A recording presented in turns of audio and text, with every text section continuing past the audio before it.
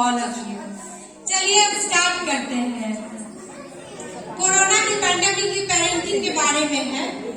मैं अपने घर में अपने घर वालों के साथ लूडो खेल रही थी तो मेरी मम्मी की गोदी काट दी।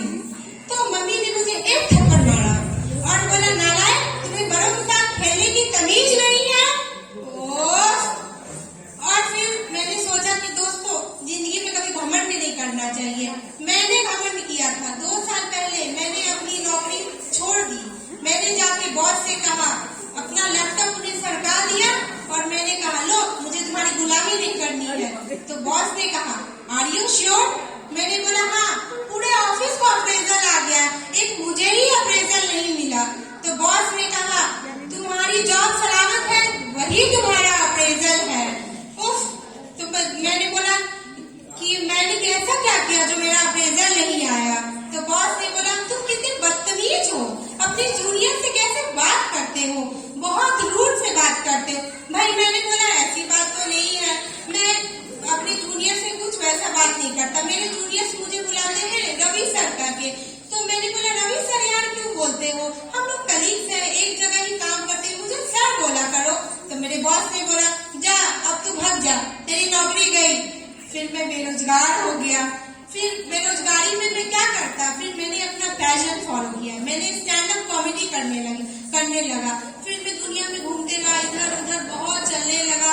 फिर अचानक एक दिन पैंडेमिक आ गया, कोरोना। अब कोरोना में तो सोशल गैदरिंग मना है, तो मैं कैसे करता? फिर मैंने क्या किया, वापस वही कंपनी में जॉब कर ली।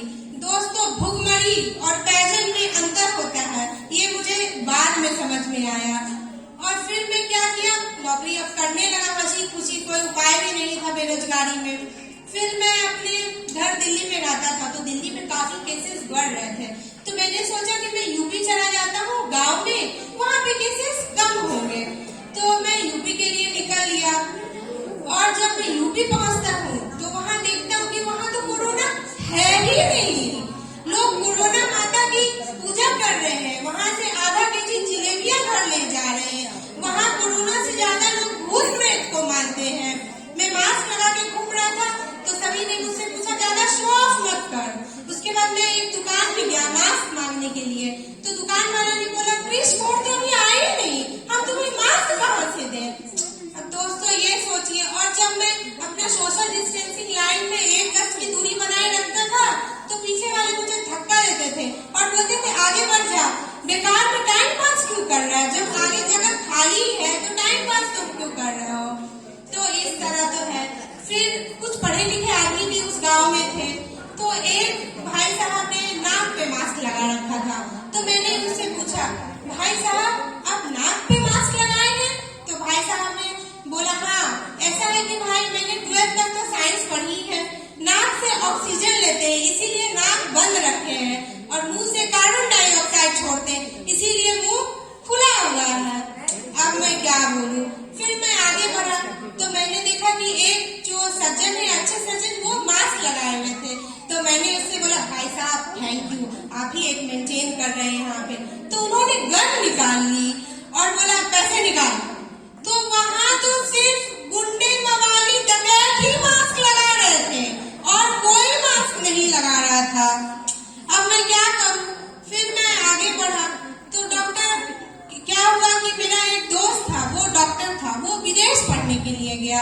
तो जब उसने स्वदेश फिल्म टीवी में देखी तो उसे लगा कि चलो अब इंडिया चलते हैं, गांव में सबकी सेवा करेंगे। तो फिर वो इंडिया आ गया।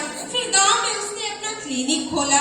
जब उसने क्लिनिक खोला तो एक भी कोई नहीं आया, एक भी पेशेंट नहीं आया। वो मक्खी दिन भर मारता, मगर उसको सेवा करनी है, वो सेवा करेगा गाँव वालों की। तो डॉक्टर आदमी रात में तांत्रिक का लोड कर रहा, वो कोरोना उतार रहा है लोगों का। वो पैरासीटामोल नींबू में डाल के बोलता है, भाई चाट लो, इसे चाट लो, कैसे भी करके कोरोना को भगाओ।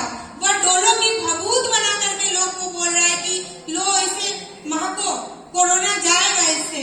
तो इस तरह तो डॉक्टर का हाल हो गया कोरोना में। उसके बाद दोस्तों, जब आप काफी समय के बाद जब पढ़ाई लिखाई करके बाहर जाते हैं तो आप अकेले रहते हैं।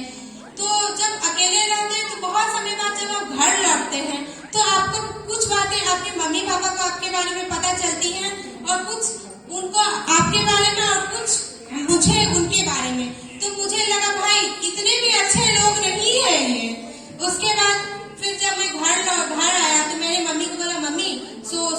डिस्टेंसिंग मेंटेन करेंगे, मैं उतनी दूर से आ रहा हूँ, तो एक काम करना, मैं रूम में रहूंगा, तुम नीचे मुझे खाना सरका के देना।